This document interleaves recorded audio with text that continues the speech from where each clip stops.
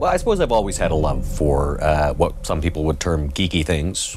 Star Wars, certainly Star Trek, science fiction in general.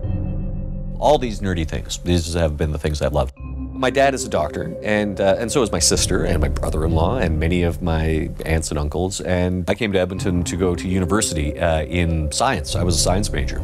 I did not finish my science degree. In fact, I dropped out. To pay rent 1 month, I basically sold all my old Star Wars toys. So for a few $100s, I traded away my priceless artifacts of childhood.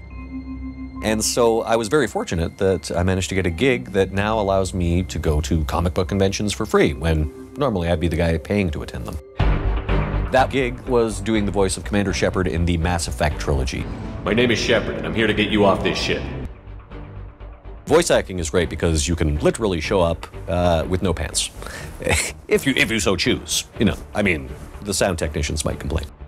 The other advantage to voice acting is that you get to play a wider variety of roles than you might on camera. So that kind of flexibility I really enjoyed voice acting for. I would never want to give that up, certainly. I'll admit, one of the things on my nerd bucket list is getting an action figure of myself, and now I have several. As you can see, this is the 12-inch scale, the old school G.I. Joe size, with weapons and the entire bit. This was made from scratch by a fan named Eric Jarman, and he just presented this to me at a convention. And it does light up from the inside as well. I'm Commander Shepard. We also have a number of weapons from the game. This is a gun that's in the game. This is an Omni Blade.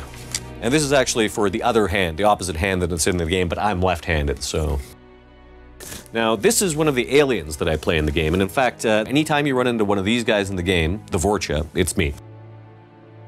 It's just a custom mask, it's fitted exactly to my face, and it's unique. This is the only one like it in the world. We're all nerds in our own way.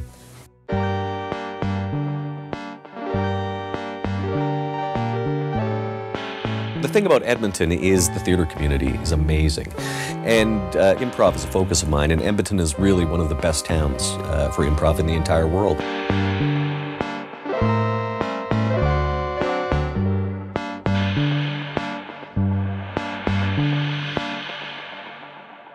Tonight you're going to see a special show, the Doctor Who Christmas special. And it's essentially a form that blends improv with nerdy science fiction. Doctor Who, specifically in this case. Being on stage is a relationship with the audience, and you are, to a certain extent, feeding on their energy. Here we are again, in the TARDIS, getting ready to venture through time and space. But they give you a lot of energy. They give it freely. And it's probably the most electric thing that you can do is live performance.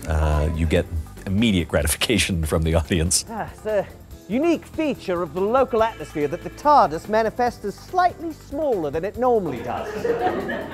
I've always had a love of pretend things. And, I'd say that even now, I really haven't developed my real-world skills as much as I've developed my fake-world skills. I think that acting is, there's nothing else I'd want to do, really. I don't think I'd be satisfied doing anything else. Merry Christmas, Megan.